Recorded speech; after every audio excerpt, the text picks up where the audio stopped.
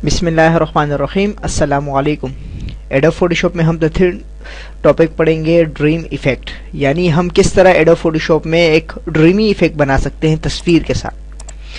तो सबसे पहले हमारे पास यहाँ एक तस्वीर है। इस तस्वीर की हमने इसका मोड चेंज करना है। ये हमारे पास इस वक्त RGB है। RGB रेड ग्रीन ब्लू को कहा जाता है। इसको हमने CMYK में चेंज करना है। RGB और CMYK क्या है, इसके बारे में हम पिछले टॉपिक में पढ़ चुके थे। यहाँ पे व्हाट इज कलर मोड, इसको आप देख लीजिएगा, इसमें कंप्लीट डिटेल मौजूद है कि कलर मोड क्या होते हैं। तो यहाँ से हमारे पास ये तस्वीर जो है ये RGB में है। इसका सबसे पहले हमने मोड चेंज करना है। तो यहाँ से हम इमेज में आएंगे, मोड, और यहाँ से CMYK। इसका मोड हमने यहाँ से चेंज किया। तो टाइटल बार में हम देखें तो हमें यहाँ नजर आ रहा है CMYK। उसके बाद हम आएंगे यहाँ पे और इसकी कॉपी ले लेंगे।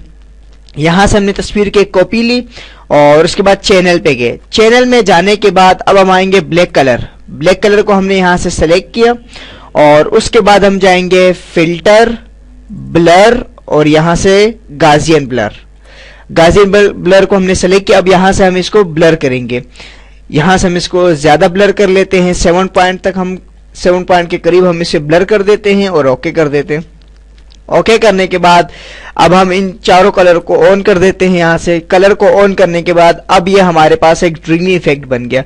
अगर हम यहाँ पे देखें इस इफेक्ट को, इस पिक्चर को हम देखें, ये हमारे पास प्रीवियस थी, और अब की पिक्चर को देखें हम तो ये हमारे पास ड्रीमी, ये देखें, ये हमारे पास इसमें चेंजिंग आई। तो यहां से हम ड्रीम टाइप का इफेक्ट इजीली एडोब फोटोशॉप में बना सकते हैं।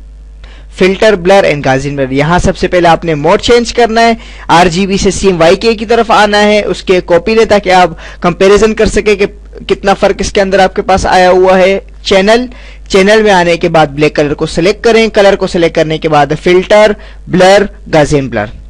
इस तरह आप इस पे एक इफेक्ट बना सकते हैं। लाजमी नहीं कि आप ये ड्रीम इफेक्ट बनाएं, आप यहाँ पे आके इसमें भी चेंजिंग कर सकते हैं, इसमें भी चेंजिंग कर सकते हैं, इसमें भी।